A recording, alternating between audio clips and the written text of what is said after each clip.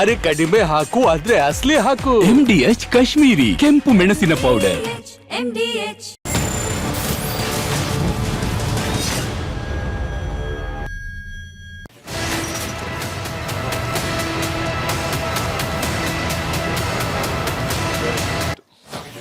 ಮುಂದಿನ ಸುದ್ದಿಯನ್ನ ಕೊಡೋದಕ್ಕೆ ನನ್ನ ಜೊತೆ ರಂಜಿತ್ ಶಿರಿಯಾರ್ ಜಾಯಿನ್ ಆಗಿದ್ದಾರೆ. ಓಟು ರಂಜಿತ್. ಗೊತ್ತಾಯ್ತು.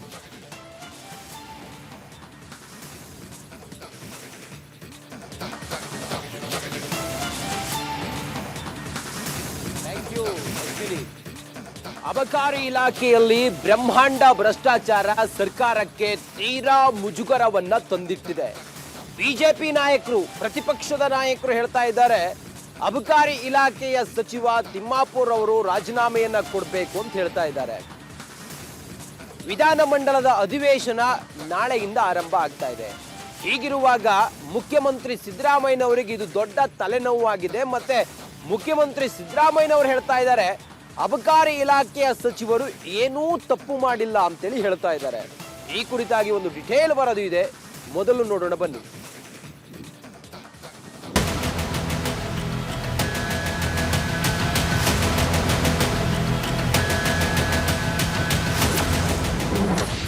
ಸದ್ಯಕ್ಕಿಲ್ಲ ಸಚಿವ ಆರ್.ಬಿ. ತಿಮ್ಮಾಪುರ್ ರಾಜೀನಾಮೆ. ಹಿರಿಯ ಸಚಿವರ ಬೆನ್ನಿಗೆ ನಿಂತ ಸಿಎಂ ಸಿದ್ದರಾಮಯ್ಯ. ಅಬಕಾರಿ ಇಲಾಖೆಯಲ್ಲಿ ಬ್ರಹ್ಮಾಂಡ ಭ್ರಷ್ಟಾಚಾರ ಕಾಂಗ್ರೆಸ್ನಲ್ಲಿ ಬಿರುಗಾಳಿಯನ್ನೇ ಎಬ್ಬಿಸಿದೆ. ಅಧಿಕಾರಿಗಳು ಬಲೆಗೆ ಬಿದ್ದಿದ್ದಾರೆ. ಅಬಕಾರಿ ಸಚಿವ ಆರ್.ಬಿ. ತಿಮ್ಮಾಪುರ್ ವಿರುದ್ಧ ದೂರುದಾರ ಲಕ್ಷ್ಮೀನಾರಾಯಣ್ ಹೋರಾಟ ಮಾಡ್ತಿದ್ದಾರೆ. ಆದರೆ ಹಿರಿಯ ಸಚಿವನ ರಾಜೀನಾಮೆ ಸದ್ಯಕ್ಕಿಲ್ಲ ಎನ್ನಲಾಗ್ತಿದೆ.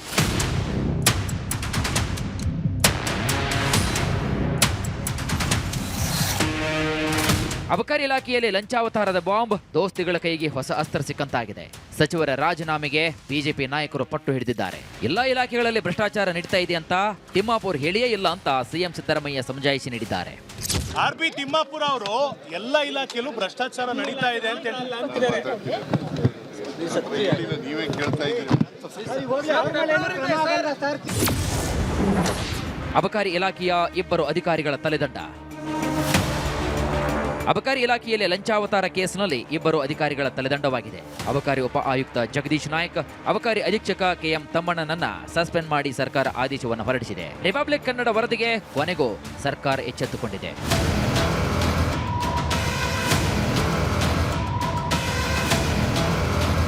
ಅಬಕಾರಿ ಇಲಾಖೆಯಲ್ಲಿ ಬೃಹತ್ ಹಗರಣದ ವಾಸನೆ ಬಂದರೂ ಇಲ್ಲಿಯವರೆಗೂ ಸರ್ಕಾರ ವಿಶೇಷ ತನಿಖಾ ತಂಡ ರಚಿಸಿಲ್ಲ. ಧರ್ಮಸ್ಥಳ ಕೇಸ್, ಬಿಕ್ಲು ಶಿವ ಹತ್ಯೆ ಪ್ರಕರಣದಲ್ಲಿ ತೋರಿಸಿದ ಉತ್ಸುಕತೆ ಈ ಲಂಚಾವತಾರ ಕೇಸ್ನಲ್ಲಿ ಯಾಕೆ ತೋರಿಸ್ತಾ ಇಲ್ಲ ಎಂಬ ಆರೋಪ ಕೇಳಿ ಬಂದಿದೆ.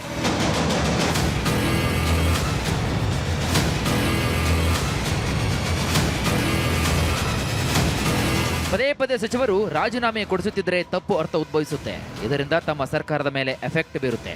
ಅಧಿಕಾರಿಗಳ ಕಡೆ ಬೊಟ್ಟು ಮಾಡಿ ಸಚಿವರನ್ನ ಸೇಫ್ ಮಾಡ್ತಿದೆಯಾ ಸರ್ಕಾರ? ಈ ಎಲ್ಲ ಆರೋಪಗಳಿಗೆ ಕಾಂಗ್ರೆಸ್ ಸರ್ಕಾರವೇ ಫುಲ್ ಸ್ಟಾಪ್ ಹಾಕಬೇಕು. Bureau report, republic Kannada.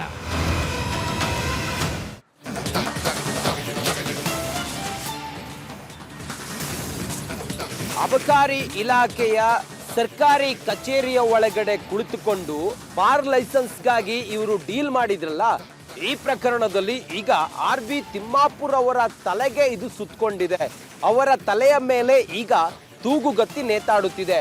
ಇದರ ನಡುವೆ ಯಾರು ದೂರುದಾರ ಲಕ್ಷ್ಮೀನಾರಾಯಣ್ ಇದ್ದಾರಲ್ಲ, ಅವರ ಜೊತೆಗೆ ಆ ಜಗದೀಶ್ ಅನ್ನುವಂಥ ಡೆಪ್ಯೂಟಿ ಕಮಿಷನರ್ ಮಾತಾಡಿರುವಂಥ ಆಡಿಯೋದಲ್ಲಿ ಮಂತ್ರಿಗಳ ಹೆಸರು ಪ್ರಸ್ತಾಪ ಆದ ಹಿನ್ನೆಲೆಯಲ್ಲಿ ಈಗ ಮಂತ್ರಿಗಳಿಗೆ ಈಗ ಟೆನ್ಷನ್ ಶುರುವಾಗಿದೆ, ಸಂಕಷ್ಟವೂ ಶುರುವಾಗಿದೆ. ಅದರಲ್ಲಿ ಬಹಳ ಪ್ರಮುಖವಾಗಿ ಆರ್.ಬಿ. ತಿಮ್ಮಾಪುರ್ ಅವರು ಅಬಕಾರಿ ಇಲಾಖೆಯ ಸಚಿವರು. ಲಕ್ಷ್ಮೀನಾರಾಯಣ್ ಅವರು ಕೊಟ್ಟ ದೂರಿನ ಅನ್ವಯ ಲೋಕಾಯುಕ್ತ ಅಧಿಕಾರಿಗಳು ಈಗ ತನಿಖೆಯನ್ನು ಮಾಡ್ತಾ ಇದ್ದಾರೆ. ಹೇಗೆ ನಡೆಯಲಿದೆ ಲೋಕಾಯುಕ್ತ ಪೊಲೀಸರ ತನಿಖೆ? ಅದು ಈ ಅಬಕಾರಿ ಇಲಾಖೆಯ ಮಂತ್ರಿಯನ್ನ ರಾಜೀನಾಮೆ ಕೊಟ್ಟು ಅಥವಾ ಕೊಡಬೇಕು ಅನ್ನುವಂಥ ವಿಚಾರ ಬಿಜೆಪಿ ಹೇಳ್ತಾ ಇದೆ. ಹೀಗಿರುವಾಗ ತನಿಖೆ ಹೇಗಿರುತ್ತೆ ಅನ್ನೋದನ್ನ ಕಾದು ನೋಡಬೇಕಾಗಿದೆ.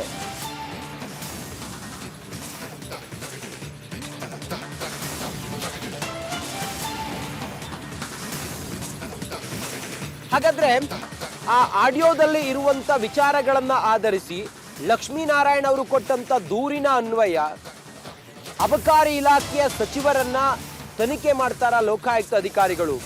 ಆ ಆಡಿಯೋದಲ್ಲಿ ಏನೇನು ಮಾತಾಡಿದ್ದಾರೆ ಮತ್ತೆ ಆ ಜಗದೀಶ್ ಅವರ ವಿಚಾರಣೆಯನ್ನ ಮುಂದುವರಿದು ತನಿಖೆ ನಡೆಯುತ್ತಾ ಲೋಕಾಯುಕ್ತ ಅಧಿಕಾರಿಗಳಿಂದ? ಇದೆಲ್ಲವೂ ಈಗ ಇರುವಂತ ಕುತೂಹಲ. ಒಟ್ಟಾರೆ ಲಕ್ಷ್ಮೀನಾರಾಯಣ ಅವ್ರ ಜೊತೆಗೆ ಡೆಪ್ಯೂಟಿ ಕಮಿಷನರ್ ಜಗದೀಶ್ ನಾಯಕ್ ಆತ ಮಾತಾಡಿದ್ದು, ಡೀಲ್ ಕುದುರಿಸಿದ್ದು, ಸಚಿವರಿಗೆ ಇಷ್ಟು ಹಣ ಹೋಗುತ್ತೆ 1.5 ಕೋಟಿ, ಆನಂತರ ಹಂತ ಹಂತವಾಗಿ ನಾವು ಅದನ್ನ ಬೇರೆ ಅಧಿಕಾರಿಗಳಿಗೆ ಕೊಡಬೇಕಾಗತ್ತೆ ಅಂತೇಳೆಲ್ಲ ಹೇಳಿದಂಥ ಮಾತಿದೆಯಲ್ಲ, ಇದೆಲ್ಲವೂ ಕೂಡ ಈಗ ಅಬಕಾರಿ ಇಲಾಖೆಯ ಸಚಿವರ ತಲೆಗೆ ಸುತ್ತುಕೊಂಡಿದೆ. ಅವರದ್ದೇ ಇಲಾಖೆಯಲ್ಲಿ, ಅವ್ರು ಇಲ್ಲ ಅಂತ ಹೇಳಿ ಖಂಡಿತ ಸಾಧ್ಯ ಇಲ್ಲ, ಅವರದ್ದೇ ಇಲಾಖೆಯಲ್ಲಿ ನಡೆದಂಥ ಬ್ರಹ್ಮಾಂಡ ಭ್ರಷ್ಟಾಚಾರ ಇದು. ಬಿಜೆಪಿ ಈ ಕಾರಣಕ್ಕಾಗಿ ಅವರ ರಾಜೀನಾಮೆಯನ್ನ ಇವತ್ತು ಕೇಳ್ತಾ ಇದೆ. ಮುಖ್ಯಮಂತ್ರಿಗಳು ಹೇಳ್ತಾ ಇದ್ದಾರೆ ಏನೂ ತಪ್ಪು ಮಾಡಿಲ್ಲ ಅಂತ ಹೇಳ್ತಾ ಇದ್ದಾರೆ. ಆದ್ರೆ ತನಿಖೆ ಆಗದೆ ಹಾಗೆ ಹೇಳಲಿಕ್ಕೆ ಸಾಧ್ಯ ಇದೆಯಾ? ಲೋಕಾಯುಕ್ತ ಅಧಿಕಾರಿಗಳು ಈಗ ಇದರ ತನಿಖೆಯನ್ನ ಮಾಡ್ತಾರೆ ಆಡಿಯೋ ಆಧಾರದ ಮೇಲೆ.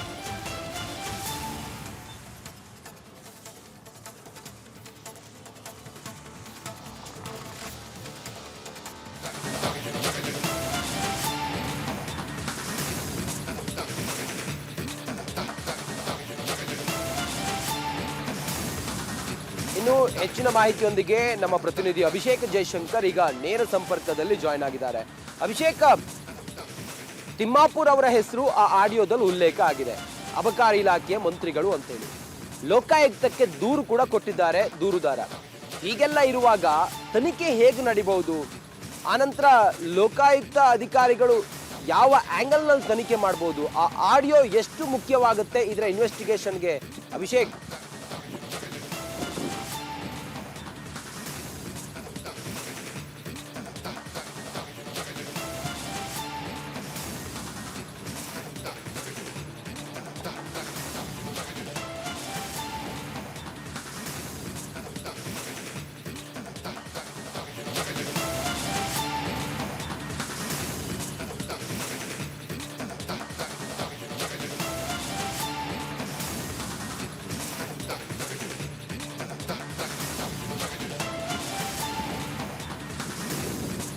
ಈ ಆಡಿಯೋ ಆಧಾರದ ಮೇಲೆ ಈಗ ತನಿಖೆಗೆ ಇಳಿದಿರುವಂತ ಲೋಕಾಯುಕ್ತ ಅಧಿಕಾರಿಗಳು ಈ ಆಡಿಯೋದಲ್ಲಿ ಡೀಲ್ ಮಾಡಿದಂತ ಯಾರ್ಯಾರಿದ್ದಾರೆ ಅವರೆಲ್ಲರನ್ನೂ ಕೂಡ ಈಗ ಅವರಿಂದ ಹೆಚ್ಚಿನ ಮಾಹಿತಿಯನ್ನ ಪಡೆಯಬಹುದು.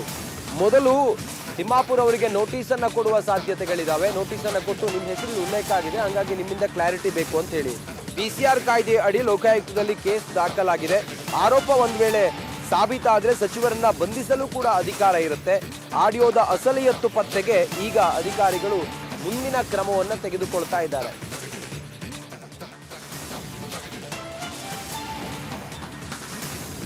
ಅಗೈನ್ ನಮ್ಮ ಜೊತೆಯಲ್ಲಿ ಅಭಿಷೇಕ್ ಜಯಶಂಕರ್ ನೇರ ಸಂಪರ್ಕದಲ್ಲಿದ್ದಾರೆ. ಅಭಿಷೇಕ್, ಈ ಆಡಿಯೋವನ್ನ ಅಸಲಿಯತ್ತು ತಿಳಿದುಕೊಂಡು ಆನಂತರ ಲೋಕಾಯುಕ್ತ ಅಧಿಕಾರಿಗಳು ಅಬಕಾರಿ ಮಂತ್ರಿಗಳನ್ನ ಹೇಗೆಲ್ಲ ವಿಚಾರಣೆ ಮಾಡಬಹುದು?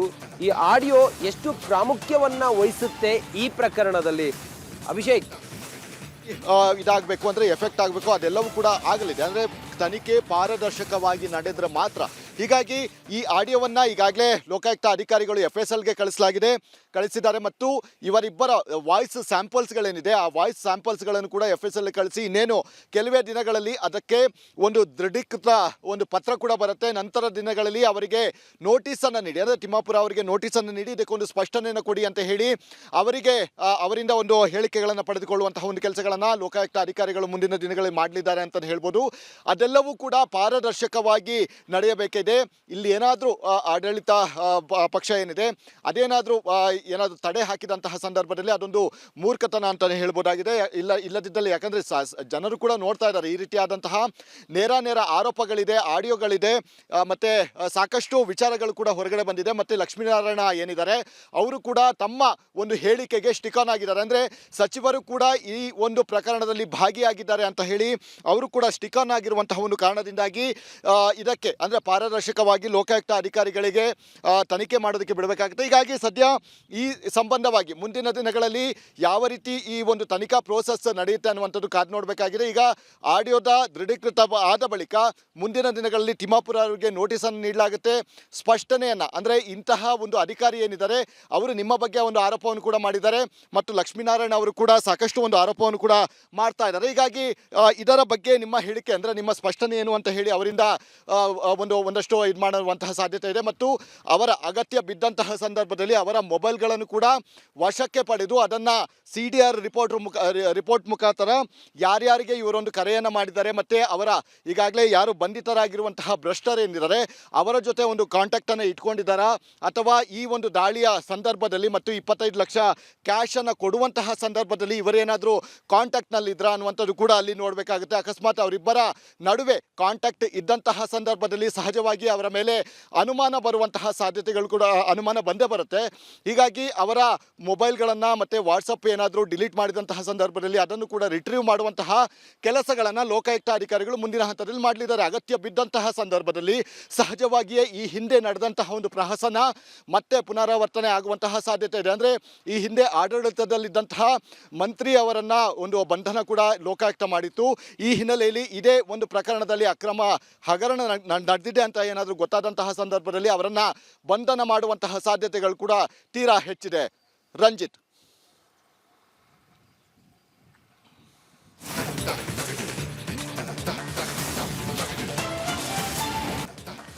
ಮುಂದಿನ ಸುದ್ದಿಗಳನ್ನ ನೋಡ್ತಾ ಹೋಗೋಣ.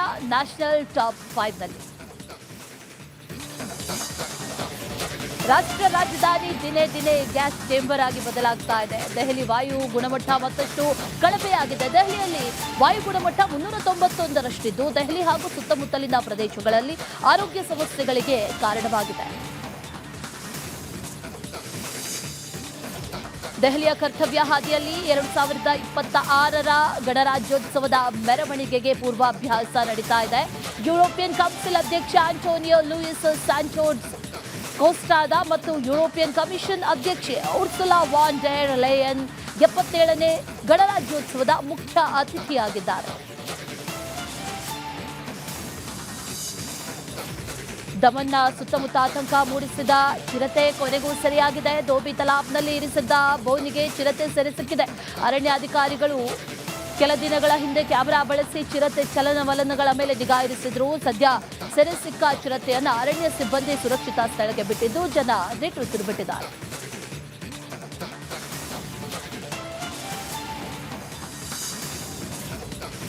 ರಾಜಸ್ಥಾನದ ಕರೌಲಿಯಲ್ಲಿ ಹೊಸ ವರ್ಷದ ಬೈಕ್ ರ್ಯಾಲಿ ಆಯೋಜನೆ ಮಾಡಲಾಗಿತ್ತು. ಈ ವೇಳೆ ಕಿಡಿಗೇಡಿಗಳು ಕಲ್ಲು ತೂರಾಟ ಮತ್ತು ಗಲಭೆ ಮಾಡಿದ್ರು. ಈ ಪ್ರಕರಣದಲ್ಲಿ ಭಾಗಿಯಾಗಿದ್ದ ಆರೋಪಿಗಳ ಅಕ್ರಮ ಕಟ್ಟಡಗಳನ್ನು ನೆಲಸಮ ಮಾಡಲಾಗಿದೆ. ಕಾನೂನು ಮತ್ತು ಸುವ್ಯವಸ್ಥೆಯನ್ನು ಕಾಪಾಡಲು ಅಧಿಕಾರಿಗಳು ಕಟ್ಟುನಿಟ್ಟಿನ ಕ್ರಮ ವಹಿಸಿದ್ದಾರೆ.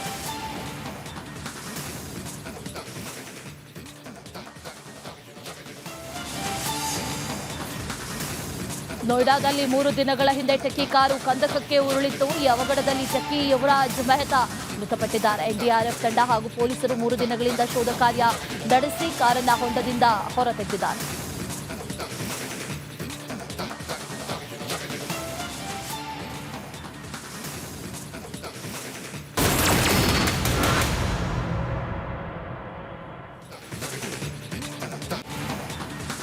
ಶಿಡ್ಲಘಟ್ಟದ ಪೌರಾಯುಕ್ತೆ ಅಮೃತ ಗೌಡಗೆ ಫೋನ್ ಕಾಲ್ನಲ್ಲಿ ಬೆದರಿಕೆ ಹಾಕಿದಂತ ಪ್ರಕರಣ.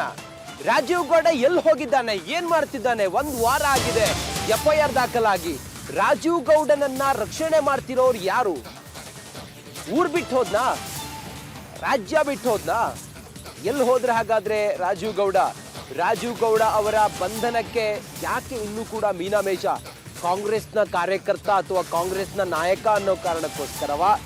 ರಾಜೀವ್ ಗೌಡ ಪ್ರಭಾವಿ ಅನ್ನೋ ಕಾರಣಕ್ಕೋಸ್ಕರವ? ರಾಜೀವ್ ಗೌಡ ಈ ಸರ್ಕಾರ ಇದೆಯಲ್ಲ, ಕಾಂಗ್ರೆಸ್ ಸರ್ಕಾರ, ಆ ಕಾಂಗ್ರೆಸ್ ಪಾರ್ಟಿಯ ನಾಯಕ ಅನ್ನೋ ಕಾರಣಕ್ಕೋಸ್ಕರವ? ಇದೆಲ್ಲವೂ ಈಗ ಅನುಮಾನವನ್ನ ಮೂಡಿಸ್ತಾ ಇರೋದು. 1 ವಾರ ಆಗಿದೆ, ಹೆಚ್ಚು ಕಮ್ಮಿ 2 FIR ದಾಖಲಾಗಿದೆ. ರಾಜೀವ್ ಗೌಡ ಮಾತ್ರ ಇನ್ನೂ ಪತ್ತೆನೇ ಇಲ್ಲ.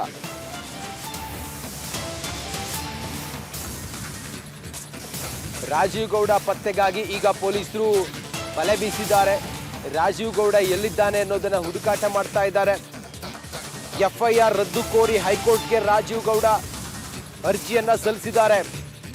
ಧಮ್ಕಿ ವೀರ ರಾಜೀವ್ ಗೌಡಗೆ ಹೈಕೋರ್ಟ್ ತರಾಟೆಗೆ ತೆಗೆದುಕೊಂಡಿದೆ.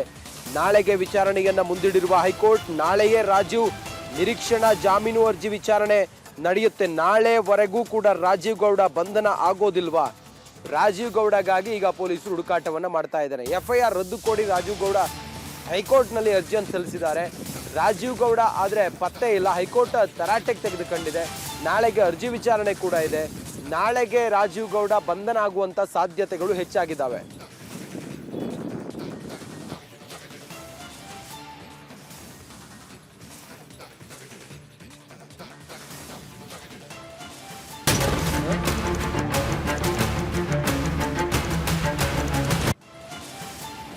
ಐತಿಹಾಸಿಕ ಲಕ್ಕುಂಡಿಯಲ್ಲಿ ನಿಧಿ ಸಿಕ್ಕ ರಹಸ್ಯಕ್ಕೆ ಒಂದು ಟ್ವಿಸ್ಟ್ ಸಿಕ್ಕಿದೆ.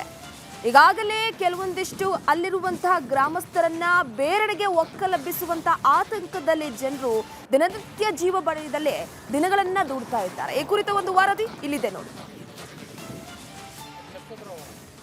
ಐತಿಹಾಸಿಕ ಲಕ್ಕುಂಡಿ ಗ್ರಾಮದಲ್ಲಿ ಚಿನ್ನದ ನಿಧಿ ಸಿಕ್ಕ ಬೆನ್ನಲ್ಲೇ ಉತ್ಖನನ ಕಾರ್ಯ ಆರಂಭವಾಗಿದೆ. ಉತ್ಖನನ ಕಾರ್ಯ ಆರಂಭವಾಗುತ್ತಿದ್ದಂತೆ ಲಕ್ಕುಂಡಿ ಗ್ರಾಮದಲ್ಲಿ ಸಾಕಷ್ಟು ಆತಂಕದ ವಾತಾವರಣ ನಿರ್ಮಾಣವಾಗಿದೆ. ಐತಿಹಾಸಿಕ ಲಕ್ಕುಂಡಿಯಲ್ಲಿ ಒಕ್ಕಲೆಬ್ಬಿಸುವ ಆತಂಕ.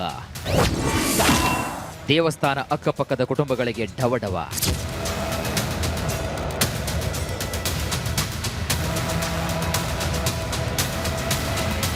ಐತಿಹಾಸಿಕ ಲಕ್ಕುಂಡಿ ಗ್ರಾಮದಲ್ಲಿ ದಿನಕ್ಕೊಂದು ಅಚ್ಚರಿ. ಪುರಾತತ್ವ ಇಲಾಖೆ ಶೋಧದ ವೇಳೆ ಟ್ವಿಸ್ಟ್ ಮೇಲೆ ಟ್ವಿಸ್ಟ್ ಸಿಗ್ತಾ ಹೋಗ್ತಿದೆ. ಅಧಿಕಾರಿಗಳ ಉತ್ಖನನ ವೇಳೆ ಒಂದೊಂದೇ ರಹಸ್ಯಗಳು ಬಯಲಾಗ್ತಿವೆ. ಪುರಾತನ ಕಾಲದ ವಸ್ತುಗಳು ಪತ್ತಿ ಆಗುತ್ತಲೇ ಇವೆ.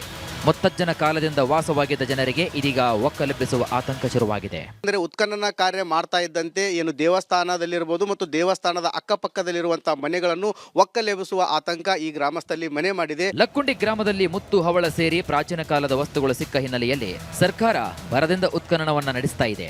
ಐತಿಹಾಸಿಕ ಕೋಟೆ, ವೀರಭದ್ರೇಶ್ವರ ದೇವಸ್ಥಾನ ಹಾಗೂ ನಾಗನಾಥ ದೇವಾಲಯಗಳ ಅಕ್ಕಪಕ್ಕ ಶೋಧ ಕಾರ್ಯಾಚರಣೆ ನಡೆಸಲಾಗ್ತಾ ಇದೆ. ಸುಮಾರು 18ಕ್ಕೂ ಹೆಚ್ಚು ಕುಟುಂಬಗಳಿಗೆ ಟೆನ್ಷನ್ ಶುರುವಾಗಿದೆ. ಈ ಬರಗ್ನ ಬಿಟ್ಟು ಹೋಗಂತಂದ್ರೆ ನಾವು ಹೋಗಿ ಎಲ್ಲಿ ಇರೋಣ್ರಿ? ನಾವು ಮಕ್ಕಳು ಮರಿ ಅದಾವ್ರಿ. 2 ಮಕ್ಳು ಅದಾರ, 3-4 ಮಂದಿ ಮೊಮ್ಮಕ್ಳು ಅದಾರ, 2 ಶಾಸ್ತ್ರ ಅದಾರ. ಹರಿಯದಾರನ್ ಕಟ್ಕೊಂಡು ಹೋಗಿ ಎಲ್ಲಿ ಇರ್ಬೇಕ್ರಿ? ಬಹಳ ತ್ರಾಸ ಆಗತ್ತೆ. ಈಗ ಹೋಗಂದ್ರ ತ್ರಾಸ ಆಕತ್ರಿ. ಮತ್ತ ಎಲ್ಲಿ ಹೋಗ್ಬೇಕ್ರಿ? ಇಂಥದ್ರಾಗ ಇರ್ಬೇಕು ನೋಡಿ. ಹೋರಿ ಹೌದಿಲ್ರಿ?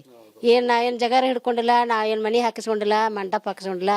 ಬಡವರು ದುಡ್ಕೊಂಡಿವಿ, ತಿಂದಿವಿ ಇಲ್ಲಿವರೆಗೆ. ಆದ್ರೆ ಅಲ್ರಿ ಅಲ್ಲಿ ಒಂದು ಜೀವನ ಮಾಡಕ್ ಒಂದು ದಾರಿ ಬೇಕಲ್ರಿ. ಇಟಿಟ ಕೊಟ್ರೆ ದನ ಕರ ಕಟ್ಕೊಂಡಿರೋದು ನಮ್ಗೆ ನಮ್ಮ ಇದು ಅದಾವಲ್ಲ ಇಷ್ಟು ಇದನ್ನ ಕೊಡ್ಬೇಕು ನಮಗೆ ಸೈಜು. ನಿಮ್ಮ ಜಾಗ ಎಷ್ಟೈತೆ ಅಷ್ಟು ಅಷ್ಟಾರು ಕೊಡನ್ರಿ. ಒಂದೊಂದು ಪ್ಲಾಟ್ ಲೆಕ್ಕ ಕೊಡನ್ರಿ. ಯಾಕಂದ್ರೆ ಇಷ್ಟಿಟ್ಟು ಕೊಟ್ರೆ ನಾವು ಜೀವನ ಮಾಡೋದು ಯಾಕೆ? ನಮ್ಗೆ ಜಾಗ ಕೊಟ್ರ ಮನಿ ಹಾಕಿಸಿ ಕೊಟ್ರ ನಾವು ಹೋಗ್ತೀವ್ರಿ. ನಾವ್ ಇಲ್ಲ ಅಂದ್ರೆ ನಾವು ಹಂಗ ಹೋಗಂದ್ರ ನಾವು ಆಗೋದಲ್ರಿ. ಈಗ ಎಲ್ಲಾರ ನಮಗ ಚಲೋ ಜಾಗ ನೋಡಿ ನಮಗ್ ಮನಿ ಹಾಕಿಸಿ ಕೊಟ್ರ ನಾವ್ ಹೋಗ್ತೀವಿ. ಕೆಲವು ಮಂದಿ ರೊಕ್ಕ ಕೊಡ್ತೀವಿ ಅಂದ್ರೆ ಹೋಗಂದ್ರ ನಾವು ರೊಕ್ಕ ಕೊಟ್ರ ಹೋಗೋದಿಲ್ರಿ. ನಾವು ಜಾಗ ಹಾಕಿಸಿ ಮನಿ ಹಾಕಿಸಿ ಕೊಡ್ಬೇಕು ನಾವ್ರು. ಕೆಲವು ಮಂದಿ ಹಾಕಿಸ್ಕೊಂತಾರ. ಇಲ್ಲ ಅಂದ್ರೆ ಒಂದಿಷ್ಟು ಮಂದಿ ಕುಡುಕರು ಹಡಕ್ರಿದ್ರು ಮತ್ತೆ ಹಾಳು ಮಾಡ್ತಾರ್ರಿ. ಹಂಗಾಗಿ ನಮಗ ಮನಿ ಹಾಕಿಸಿ ಕೊಟ್ರ ನಾವು ಹೋಗ್ಬಿಡ್ತೀವಿ. ತಲೆತಲಾಂತರಗಳಿಂದ ವಾಸ ಮಾಡುತ್ತಿರುವಂತಹ ಕುಟುಂಬಗಳಿಗೆ ಬೀದಿಗೆ ಬೀಳುವ ಆತಂಕ ಮನೆ ಮಾಡಿದೆ. ಸೂಕ್ತ ಪರಿಹಾರ ನೀಡಿದರೆ ಮಾತ್ರ ಸ್ಥಳಾಂತರ ಆಗ್ತೇವೆ. ನಮ್ಮ ಜಾಗ ಇದ್ದಷ್ಟು ಜಾಗ ನೀಡಬೇಕೆಂದು ಆಗ್ರಹಿಸ್ತಾ ಇದ್ದಾರೆ. ಗ್ರಾಮಸ್ಥರ ಮನವಿಗೆ ಸರ್ಕಾರ ಏನು ಅನ್ನುತ್ತೆ ಅನ್ನೋದನ್ನ ಕಾದು ನೋಡಬೇಕಾಗುತ್ತೆ. ಹೇಳಬೇಕಂತಂದ್ರೆ ಐತಿಹಾಸಿಕ ಲಕ್ಕುಂಡಿ ಗ್ರಾಮದಲ್ಲಿ ಉತ್ಖನನ ಕಾರ್ಯ ಏನು ನಡೀತಾ ಇದೆ. ಇದಾದ ಬೆನ್ನಲ್ಲೇ ಗ್ರಾಮಸ್ಥರಲ್ಲಿ ಕೂಡ ಸಾಕಷ್ಟು ಆತಂಕ ಎದುರಾಗಿದೆ. ಯಾಕಂತಂದ್ರೆ ಈ ಗ್ರಾಮಸ್ಥರನ್ನು ಎಲ್ಲಿ ಒಕ್ಕಲೆಬ್ಬಿಸ್ತೇವೆ ಸರ್ಕಾರ ಅಂತ ಹೇಳಿ. ಹೀಗಾಗಿ ನಮಗೆ ಸೂಕ್ತವಾದ ಪರಿಹಾರ ಕಲ್ಪಿಸಿಕೊಡ್ಬೇಕು. ಯಾಕಂತಂದ್ರೆ ಲಕ್ಕುಂಡಿ ಗ್ರಾಮದಲ್ಲಿ ಅತಿ ಹೆಚ್ಚು ರೈತಾಪಿ ವರ್ಗ ಕುಟುಂಬಗಳೇ ಇಲ್ಲಿ ವಾಸ ಮಾಡ್ತಾ ಇದ್ದಾವೆ. ಹೀಗಾಗಿ ನಮಗೆ ಏನು ರೈತರಿರೋದ್ರಿಂದ ಎತ್ತು ಮತ್ತು ಬನಿವೆ ಗಿಡಗಳನ್ನು ಹಾಕಲು ಸಾಕಷ್ಟು ಜಾಗ ಬೇಕಾಗತ್ತೆ. ಹೀಗಾಗಿ ಸಮರ್ಪಕವಾಗಿ ಜಾಗ ಮತ್ತು ನಿವೇಶನ ಪರಿಹಾರ ಕೊಟ್ಟ ನಂತರ ನಾವು ಇಲ್ಲಿಂದ ಹೋಗಲು ರೆಡಿ ಅಂತ ಹೇಳಿ ಇಲ್ಲಿಯ ಗ್ರಾಮಸ್ಥರು ಹೇಳ್ತಾ ಇದ್ದಾರೆ. ಕ್ಯಾಮರಾಮನ್ ಮಂಜುನಾಥ್ ಜೊತೆ ಮಂಜು ಪತ್ತಾರ್, ರಿಪಬ್ಲಿಕ್ ಕನ್ನಡ, ಗದಗ್.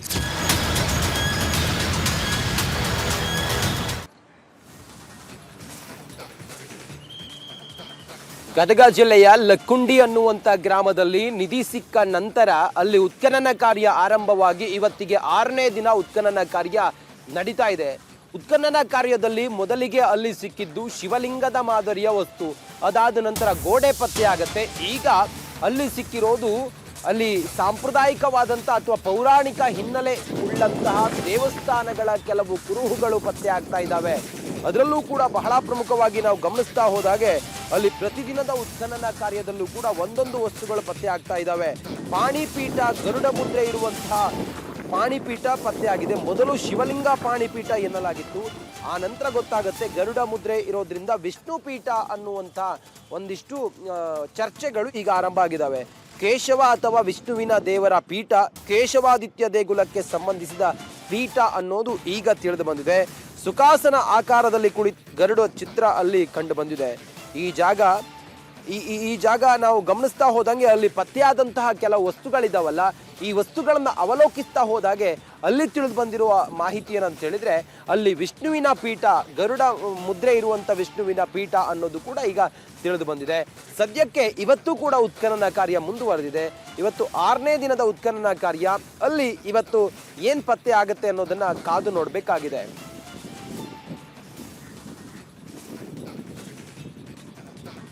ಹೆಚ್ಚಿನ ಮಾಹಿತಿಯೊಂದಿಗೆ ಯಾವಾಗ ಗದಗ ಜಿಲ್ಲೆಯ ಲಕ್ಕುಂಡಿ ಅನ್ನುವಂಥ ಆ ಗ್ರಾಮದಲ್ಲಿ ನಿಧಿ ಪತ್ತೆ ಆಯಿತು, ಆ ಹೊತ್ತಿನಿಂದಲೂ ಕೂಡ ಇಲ್ಲಿನವರೆಗೆ ಅಲ್ಲಿನ ಸಂಪೂರ್ಣ ಚಿತ್ರಣವನ್ನ ನಮ್ಮ ಪ್ರತಿನಿಧಿ ಮಂಜು ಪತ್ತಾರ್ ಆನ್ ಗ್ರೌಂಡ್ನಲ್ಲಿ ಇದ್ದು ಅಲ್ಲಿನ ವಾಸ್ತವತೆಯನ್ನ ತೆರೆದಿಡುವಂತ ಪ್ರಯತ್ನ ಮಾಡ್ತಾ ಇದ್ರು.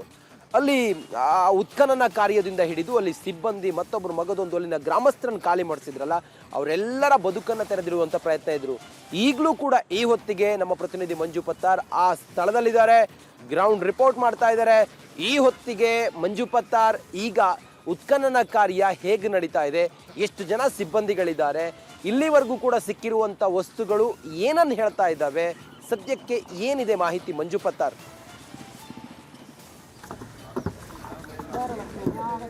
ಹೌದು, ಏನು ಐತಿಹಾಸಿಕ ಲಕ್ಕುಂಡಿ ಗ್ರಾಮದಲ್ಲಿ ಕಳೆದ 6 ದಿನಗಳಿಂದ ನಿರಂತರವಾಗಿ ಉತ್ಖನನ ಕಾರ್ಯ ನಡೆಸ್ತಾ ಇದೆ. ಏನು ಇಲ್ಲಿ ರಿತ್ತಿ ಕುಟುಂಬದಲ್ಲಿ ನಿಧಿ ಸಿಕ್ಕ ಬೆನ್ನಲ್ಲೇ ರಾಜ್ಯ ಸರ್ಕಾರ ಇವಾಗ ಉತ್ಖನನ ಕಾರ್ಯ ಚಾಲನೆ ನೀಡಿದೆ. ನಾವಿವಾಗ ಐತಿಹಾಸಿಕ ಲಕ್ಕುಂಡಿ ಗ್ರಾಮದ ಕೋಟೆ ವೀರಭದ್ರೇಶ್ವರ ದೇವಸ್ಥಾನ ಮುಂಭಾಗದಲ್ಲಿದ್ದೇವೆ. ಇದೇ ಒಂದು ದೇವಸ್ಥಾನ ಮುಂಭಾಗದಲ್ಲಿ ಇಲ್ಲಿ ಉತ್ಖನನ ಕಾರ್ಯ ಕೂಡ ಮಾಡಲಾಗ್ತಾ ಇದೆ. ನಾವು ಇಲ್ಲಿ ನೋಡ್ತಾ ಇರ್ಬೋದು A1 ಬ್ಲಾಕ್ ಏನಿದೆ, ಈ ಒಂದು A1 ಬ್ಲಾಕ್ನಲ್ಲಿ ಕೂಡ ಹಳೆ ಮೋಳೆಗಳು ಕೂಡ ಈ ಸದ್ಯ ಪತ್ತೆಯಾಗಿದ್ದವು. ಇದು ಸಾಕಷ್ಟು ಕುತೂಹಲಕ್ಕೆ ಕೂಡ ಎಡೆ ಮಾಡಿಕೊಡ್ತಾ ಇದೆ. ಪ್ರಮುಖವಾಗಿ ಐತಿಹಾಸಿಕ ಲಕ್ಕುಂಡಿ ಗ್ರಾಮದಲ್ಲಿ ಉತ್ಖನನ ಕಾರ್ಯ ಆರಂಭವಾಗುತ್ತಿದ್ದಂತೆ ಈ ಒಂದು ಗ್ರಾಮದ ಸುತ್ತಮುತ್ತಲಿರುವಂಥ ಮನೆಗಳು ಏನು ದೇವಸ್ಥಾನದ ಅಕ್ಕಪಕ್ಕದಲ್ಲಿ ಮನೆಗಳನ್ನೇನು ನಿರ್ಮಾಣ ಮಾಡಿಕೊಂಡಿರ್ತಾರೆ ಅಂಥವರಿಗೂ ಕೂಡ ಸಾಕಷ್ಟು ಆತಂಕವಾಗ್ತಾ ಇದೆ. ಏನು ರಿಪಬ್ಲಿಕ್ ಕನ್ನಡ ಈ ಬಗ್ಗೆ ಗ್ರೌಂಡ್ ರಿಪೋರ್ಟ್ ಮಾಡ್ತಾ ಇದ್ದಂತೆ ಸಾಕಷ್ಟು ಜನರು ತಮ್ಮ ಅಳಲನ್ನು ಕೂಡ ರಿಪಬ್ಲಿಕ್ ಕನ್ನಡದ ಜೊತೆಗೆ ಮಾತನಾಡಿದರು. ನಮಗೆ ಏನು ಉತ್ಖನನ ಕಾರ್ಯ ಆಗ್ತಾ ಇದ್ದಂತೆ ಸಾಕಷ್ಟು ಆತಂಕದ ವಾತಾವರಣ ನಿರ್ಮಾಣವಾಗ್ತಾ ಇದೆ. ಯಾಕಂತಂದರೆ ನೂರಾರು ತಲೆಮಾರುಗಳಿಂದನೂ ಕೂಡ ನಾವು ದೇವಸ್ಥಾನದಲ್ಲಿ ಮತ್ತು ದೇವಸ್ಥಾನದ ಅಕ್ಕಪಕ್ಕದಲ್ಲಿ ಕೂಡ ಮನೆಗಳನ್ನು ನಿರ್ಮಾಣ ಮಾಡಿಕೊಂಡು ಬದುಕು ಸಾಗಿಸ್ತಾ ಇದ್ವಿ. ಆದರೆ ಇವಾಗ ಉತ್ಖನನ ಕಾರ್ಯ ನಡೀತಾ ಇರೋದರಿಂದ ನಮ್ಮನ್ನು ಎಲ್ಲಿ ಒಕ್ಕಲೆಬ್ಬಿಸ್ತಾರೆ ಎನ್ನುವ ಕೂಡ ಆತಂಕ ಎದುರಾಗಿದೆ. ಹೀಗಾಗಿ ಸೂಕ್ತವಾದ ಪರಿಹಾರ ಕೊಡಬೇಕಂತ ಹೇಳಿ. ಆದರೆ ಇನ್ನೊಂದು ಭಾಗದಲ್ಲಿ ಏನು ಉತ್ಖನನ ಕಾರ್ಯ ಏನು ನಡೀತಾ ಇದೆ, ಈ ಒಂದು ಉತ್ಖನನ ಕಾರ್ಯದಲ್ಲಿ ಸಾಕಷ್ಟು ಕೌತುಕಗಳು ಮತ್ತು ಇತಿಹಾಸದ ರಹಸ್ಯಗಳು ಕೂಡ ಇಲ್ಲಿ ಬಯಲಾಗ್ತಾ ಇದ್ದಾವೆ.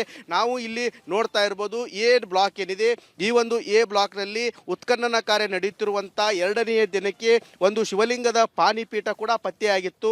ಇದೇ ಒಂದು ಭಾಗದಲ್ಲಿ ಅಂದರೆ ಇಲ್ಲಿ ನಾವು ನೋಡ್ತಾ ಇರ್ಬೋದು ಇದೇ ಒಂದು ಭಾಗದಲ್ಲಿ ಶಿವಲಿಂಗದ ಪಾನಿಪೀಠ ಪತ್ತೆಯಾಗಿತ್ತು. ಅದಾದ ನಂತರ ಅದರ ಇನ್ನೊಂದು 2ನೇ ಭಾಗ ಕೂಡ ಏನು ಕೂಲಿ ಕಾರ್ಮಿಕರು ಕುಂತಿದ್ದಾರೆ ಮಹಿಳೆಯರು, ಅವರ ಪಕ್ಕದಲ್ಲೇ ಅದು ಪತ್ತೆಯಾಗಿತ್ತು. ಆದರೆ ಇವಾಗ ಅದನ್ನು ಪೂರ್ಣವಾಗಿ ತೆಗೆದಿದ್ದಾರೆ ಆ ಪಾನಿಪೀಠವನ್ನು. ಇಲ್ಲಿ ನಾವು ನೋಡ್ತಾ ಇರ್ಬೋದು ಇದೇ ಒಂದು ಆ ಪಾನಿಪೀಠ. ಈ ಪಾನಿಪೀಠ ಇವಾಗ ಇತಿಹಾಸಕ್ಕೆ ಸಾಕಷ್ಟು ಕುತೂಹಲ ಎಡೆ ಮಾಡಿಕೊಡ್ತಾ ಇದೆ. ಈ ಪಾನಿಪೀಠದಲ್ಲಿ ಇಲ್ಲಿ ಏನು ಈ ಒಂದು ಮೂರ್ತಿ ಇದೆ, ಬಗೆ ಏನಿದೆ, ಈ ಒಂದು ಸಾಕಷ್ಟು ಕುತೂಹಲಕ್ಕೆ ಕಾರಣವಾಗ್ತಾ ಇದೆ. ಇದೊಂದು ವಿಷ್ಣು ದೇವರ ಪಾನಿಪೀಠ ಅಂತ ಹೇಳಿ. ಯಾಕಂತಂದ್ರೆ ಪಾನಿಪೀಠ ಅಂತಂದ್ರೆ ಇಲ್ಲಿ ಈ ರೀತಿ ಇರುತ್ತೆ. ಇದು ಶಿವನೊಂದಲ್ಲ, ಅಂದ್ರೆ ಇಷ್ಟು ದಿನ ಶಿವಲಿಂಗದ ಪಾನಿಪೀಠ ಅಂತೇಳಿ ಹೇಳಲಾಗ್ತಾ ಇತ್ತು. ಆದರೆ ಇದು ಶಿವಲಿಂಗದ ಪಾನಿಪೀಠ ಅಲ್ಲ, ವಿಷ್ಣು ಪಾನಿಪೀಠ. ಈ ಒಂದು ವಿಷ್ಣು ಪಾನಿಪೀಠ ಸಿಕ್ಕಿರೋದ್ರು ಸಾಕಷ್ಟು ಕುತೂಹಲಕ್ಕೆ ಎಡೆ ಮಾಡಿಕೊಡ್ತಾ ಇದೆ. 9, 10 ಮತ್ತು 12ನೇ ಶತಮಾನದಲ್ಲಿ ಚಾಲುಕ್ಯರ ಕಾಲದಲ್ಲಿ ಈ ಒಂದು ವಿಷ್ಣುವಿನ ದೇವಸ್ಥಾನಗಳು ಇಲ್ಲಿ ಇದ್ದುವು ಅಂತ ಹೇಳಿ ಕೂಡ ಕುರುಹುಗಳು ಪತ್ತೆ ಆಗ್ತಾ ಇದ್ದಾವೆ ಮತ್ತು ಇತಿಹಾಸದಿಂದನೂ ಕೂಡ ತಿಳಿದು ಬರ್ತಾ ಇದೆ. ಯಾಕಂತಂದ್ರೆ ಈ ಒಂದು ಲಕ್ಕುಂಡಿ ಗ್ರಾಮದಲ್ಲಿ ಬ್ರಾಹ್ಮಣರ ಅಗ್ರಹಾರ ಇತ್ತು, ವಿಷ್ಣುವಿನ ಆರಾಧಕರಿದ್ರು. ಹೀಗಾಗಿ ಇಲ್ಲಿ ವಿಷ್ಣುವಿನ ದೇವಸ್ಥಾನ ಇತ್ತು ಅನ್ನುವ ಕುರುಹು ಕೂಡ ಇವಾಗ ಪತ್ತೆಯಾಗಿದೆ. ಇದು ಗರುಡ ರೇಖೆಯಲ್ಲಿ ಗರುಡ ರೀತಿಯಲ್ಲಿ ಇರೋದ್ರಿಂದ ಇದೊಂದು ವಿಷ್ಣುವಿನ ಏನು ಪ್ರತ್ಯೇಕವಾಗಿ ವಿಷ್ಣುವಿನ ಮೂರ್ತಿಗೆ ಏನು ಇರುತ್ತೆ ಆ ರೀತಿ ಇರೋದ್ರಿಂದ ಇದು ವಿಷ್ಣುವಿನ ಪಾನಿಪೀಠ ಅನ್ನೋದು ಕೂಡ ಇವಾಗ ಇತಿಹಾಸ ತಜ್ಞರು ಕೂಡ ಹೇಳ್ತಾ ಇದ್ದಾರೆ. ಸಾಕಷ್ಟು ತನಿಖೆ ಆಗಬೇಕಾಗಿದೆ. ಪ್ರತಿನಿತ್ಯನೂ ಕೂಡ ಸಾಕಷ್ಟು ಕೌತುಕ ಕೂಡ ಇಲ್ಲಿ ಉಂಟಾಗ್ತಾ ಇದೆ. ದಿನನಿತ್ಯ ಒಂದಿಲ್ಲ ಒಂದು ಪ್ರಾಚ್ಯ ವಸ್ತುಗಳು ಕೂಡ ಸಿಗ್ತಾ ಇದ್ದಾವೆ. ಲಕ್ಕುಂಡಿ ಅಂತಂದ್ರೆ ಇದೊಂದು 9, 10ನೇ ಶತಮಾನಕ್ಕೆ ಮಾತ್ರ ಸೀಮಿತವಾಗಿಲ್ಲ, ಶಿಲಾಯುಗದ ನಂಟು ಕೂಡ ಇಲ್ಲಿ ಪತ್ತೆಯಾಗಿದೆ. ಹೀಗಾಗಿ ಲಕ್ಕುಂಡಿಯಲ್ಲಿ ಬಗೆದಷ್ಟು ರಹಸ್ಯಗಳು ಬಯಲಾಗ್ತಾ ಇದ್ದಾವೆ. ರಂಜಿತ್, ಯಾರು ಹೇಳಿ?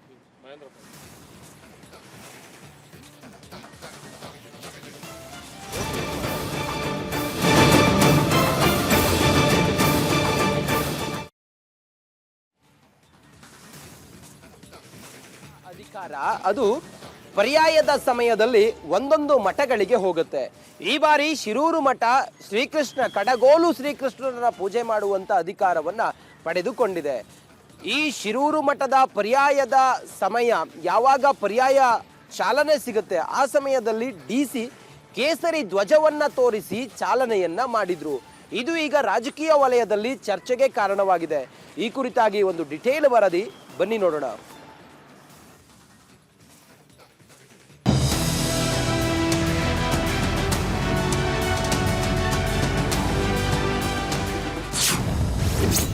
ಶಿರೂರು ಪರ್ಯಾಯದಲ್ಲಿ ರಾಜಕೀಯ. ಕೇಸರಿ ಧ್ವಜ ತೋರಿಸಿದ ಡಿಸಿ ವಿರುದ್ಧ ಕಿಚ್ಚು. ಶಿರೂರು ಪರ್ಯಾಯ ಮೆರವಣಿಗೆ ವೇಳೆ ಜಿಲ್ಲಾಧಿಕಾರಿ ಸ್ವರೂಪ್ ಟೀಕೆ ಕೇಸರಿ ಧ್ವಜವನ್ನ ತೋರಿಸಿ ಚಾಲನೆ ನೀಡಿದ್ದು ಸಾಮಾಜಿಕ ಜಾಲತಾಣಗಳಲ್ಲಿ ಭಾರೀ ಚರ್ಚೆಗೆ ಕಾರಣವಾಗಿದೆ.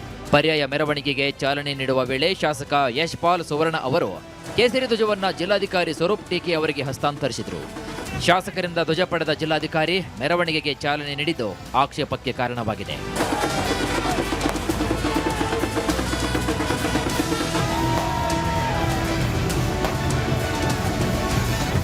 ವಿವಾದ ತಾರಕಕ್ಕೇರ್ತಾ ಇದ್ದಂತೆ ಜಿಲ್ಲಾಧಿಕಾರಿ ಸ್ವರೂಪ್ ಟೀಕೆ ಸ್ಪಷ್ಟನೆ ನೀಡಿದ್ದಾರೆ. ತಾವು ನಗರಸಭೆಯ ಆಡಳಿತದ ಅಧಿಕಾರಿಯಾಗಿ ಕರ್ತವ್ಯವನ್ನು ನಿರ್ವಹಿಸುತ್ತಾ ಇರುವುದರಿಂದ ಕಾರ್ಯಕ್ರಮದಲ್ಲಿ ಭಾಗವಹಿಸಿದ್ದೇನೆ. ಇದರಲ್ಲಿ ಯಾವುದೇ ರಾಜಕೀಯ ಉದ್ದೇಶ ಅಥವಾ ಪ್ರೇರಣೆ ಇಲ್ಲ ಅಂತ ತಿಳಿಸಿದ್ದಾರೆ.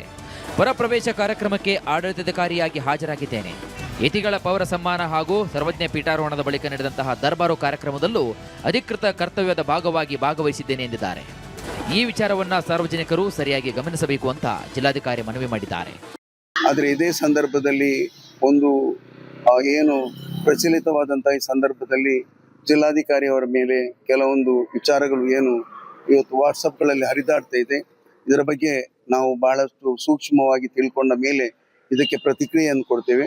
ಇದನ್ನು ಖಂಡಿತವಾಗಿ ಕೂಡ ಸರ್ಕಾರ ಯಾವ ಮಟ್ಟದಲ್ಲಿ ಅದನ್ನು ನೋಡ್ತದೆ ಎಂಬುದು ಕೂಡ ಬಹಳ ಅಗತ್ಯವಾಗಿರ್ತಕ್ಕಂಥದ್ದು. ಈ ಮಧ್ಯೆ ಜಿಲ್ಲಾಧಿಕಾರಿಗಳ ಕೈಗೆ ಕೇಸರಿ ಧ್ವಜ ನೀಡಿದ್ದ ಉಡುಪಿ ಶಾಸಕ ಯಶ್ಪಾಲ್ ಸುವರ್ಣ ಜಿಲ್ಲಾಧಿಕಾರಿಗಳ ಪರ ಬ್ಯಾಟ್ ಬೀಸಿದ್ದಾರೆ. ಕಾಂಗ್ರೆಸ್ ಅವರಿಗೆ ಈ ಪರ್ಯಾಯದ ಯಶಸ್ಸು, ಪರ್ಯಾಯದ ಕಾರ್ಯಕ್ರಮ ಸಹಿಸಲಿಕ್ಕೆ ಆಗ್ತಿಲ್ಲ. ಖಂಡಿತವಾಗಿಯೂ ಜಿಲ್ಲಾಧಿಕಾರಿಯಾಗಿ ಆ ಕಾರ್ಯಕ್ರಮ ಭಾಗವಹಿಸಿದ್ರು.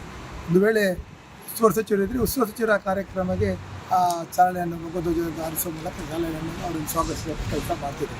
ಒಟ್ಟಾರೆ ಕಾಂಗ್ರೆಸ್ ಅವರಿಗೆ ಯಾವುದು ಟೀಕೆ ಮಾಡಬೇಕು, ಯಾವುದು ಅಪವಾದ ಮಾಡಬೇಕು ಎಂಬುದು ಅವರಿಗೆ ಗೊತ್ತಿಲ್ಲ. ಈ ಹಿಂದೆ ಪಾಕಿಸ್ತಾನ ಜಿಂದಾಬಾದ್, ಪಾಕಿಸ್ತಾನ ಧ್ವಜ ಹಿಡ್ಕೊಂಡು ಪ್ರದರ್ಶನ ಮಾಡಿದವರ ಮೇಲೆ ಯಾವುದೇ ರೀತಿಯ ಒಂದು ಕ್ರಮ ಕೈಗೊಳ್ಳಬೇಕೆ ಆಗ್ರಹ ಮಾಡಲಿಕ್ಕೆ ಕಾಂಗ್ರೆಸ್ ಅವರಿಗೆ ದಮ್ಮಿಲ್ಲ. ಒಟ್ಟಾರೆ ಯಾವುದೇ ಒಂದು ಅಲ್ಪಸಂಖ್ಯಾತ ಓಲೈಕೆ ಮಾಡುವ ಒಂದು ಕೆಲಸ ಇವತ್ತು ಅವರು ಮಾಡ್ತಾರೆ. ನಿಜವಾಗಿಯೂ ಅವರು ಈ ಕಾರ್ಯಕ್ರಮದ ಬಗ್ಗೆ ಅವರು ಅಭಿನಂದನೆ ಮಾಡಬೇಕಿತ್ತು. ಯಾವುದೇ ಅಭಿವೃದ್ಧಿಯ ಕಾಮಗಾರಿಗೆ ಅನುದಾನವನ್ನು ಕೊಡಲಿಲ್ಲ. ಒಟ್ಟಾರೆ ಪರ್ಯಾಯದ ಯಶಸ್ಸನ್ನು ಸಹಿಸಲಾಗದೆ ಈ ರೀತಿ ದಾರಿ ತಪ್ಪಿಸುವಂಥ ಕೆಲಸಗಳನ್ನು ಮಾಡ್ತಿದೆ. ಉಡುಪಿ ಪರ್ಯಾಯ ಮಹೋತ್ಸವದ ಮೆರವಣಿಗೆಗೆ ಕೇಸರಿ ಧ್ವಜ ತೋರಿಸಿ ಚಾಲನೆ ನೀಡಿದ ವಿಚಾರ ರಾಜಕೀಯ ವಿವಾದಕ್ಕೆ ಕಾರಣವಾಗಿದ್ದು, ಜಿಲ್ಲಾಧಿಕಾರಿ ಹಾಗೂ ಶಾಸಕ ಇಬ್ಬರು ಇದರಲ್ಲಿ ಯಾವುದೇ ರಾಜಕೀಯ ದುರುದ್ದೇಶ ಇಲ್ಲ ಅಂತ ಸ್ಪಷ್ಟಪಡಿಸಿದ್ದಾರೆ. ಆದರೂ ಈ ವಿಚಾರ ಇದೀಗ ಸಾರ್ವಜನಿಕ ವಲಯದಲ್ಲಿ ಸಾಕಷ್ಟು ಚರ್ಚೆಗೆ ಗ್ರಾಸವಾಗಿದೆ. ಮುಂದೆ ಇದು ಇನ್ಯಾವ ರೂಪಕ್ಕೆ ತಿರುಗಲಿದೆ ಅಂತ ಕಾದು ನೋಡಬೇಕಾಗಿದೆ. ಹರೀಶ್ ಪಾಲಿಚಾರ್, ರಿಪಬ್ಲಿಕ್ ಕನ್ನಡ, ಉಡುಪಿ. ಬಿಎಂಟಿಸಿ ನಿರ್ವಾಹಕರು ಕಳ್ಳಾಟ ಆಡಿದ್ರು, ಸಾರಿಗೆ ಇಲಾಖೆ ಆದಾಯಕ್ಕೆ ಕನ್ನವನ್ನು ಹಾಕಿದ್ರು. ಸರ್ಕಾರದ ಯೋಜನೆಗಳ ಹೆಸರಲ್ಲೇ ಲೂಟಿ ಮಾಡಿದ ಬಗ್ಗೆ ರಿಪಬ್ಲಿಕ್ ಕನ್ನಡ ವರದಿ ಪ್ರಸಾರ ಕೂಡ ಮಾಡಿತ್ತು. ಇದೀಗ ಬಿಎಂಟಿಸಿ ಹೊಸ ಪ್ಲಾನ್ ಕೂಡ ಮಾಡಿದೆ. ಅದೇನು ಅಂತೀರಾ? ಈ ಸ್ಟೋರಿ ನೋಡಿ.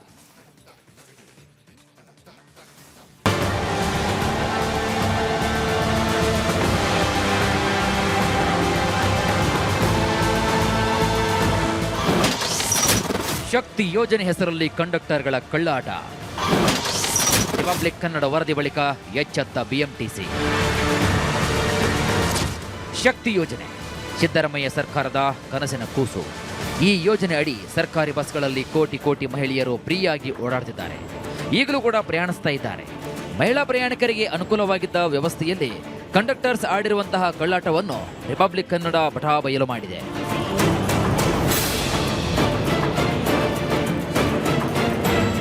ಉಚಿತ ಪ್ರಯಾಣದ ಟಿಕೆಟ್ ಹೆಸರಲ್ಲಿ ಕಂಡಕ್ಟರ್ಸ್ ಭರ್ಜರಿ ಲೂಟಿ ಮಾಡಿರುವಂತಹ ಆರೋಪ ಕೇಳಿ ಬಂದಿದೆ. ಉತ್ತರ ಭಾರತೀಯರು ಹಾಗೂ ಕನ್ನಡ ಗೊತ್ತಿಲ್ಲದವರಿಗೆ ಕನ್ನಡದಲ್ಲಿ ಉಚಿತ ಅಂತ ಬರೆದ ಟಿಕೆಟ್ ನೀಡಿ ಧೋಖಾ ಮಾಡಿದ್ದಾರೆ. ಸರ್ಕಾರದ UPI ಸ್ಕ್ಯಾನರ್ಗಳಿಗೆ ಕನ್ನ ಹಾಕಿದ್ದಾರೆ. ಸ್ವಂತ ಸ್ಕ್ಯಾನರ್ ಬಳಸಿ ತಮ್ಮ ಅಕೌಂಟ್ಗಳಿಗೆ ಹಣ ವರ್ಗಾಯಿಸಿಕೊಂಡಿದ್ದಾರೆ. ನಿರ್ವಾಹಕರೊಬ್ಬರ ಅಕೌಂಟ್ನಲ್ಲಿ ಬರೋಬ್ಬರಿ 50,000 ಪತ್ತೆಯಾಗಿದೆ.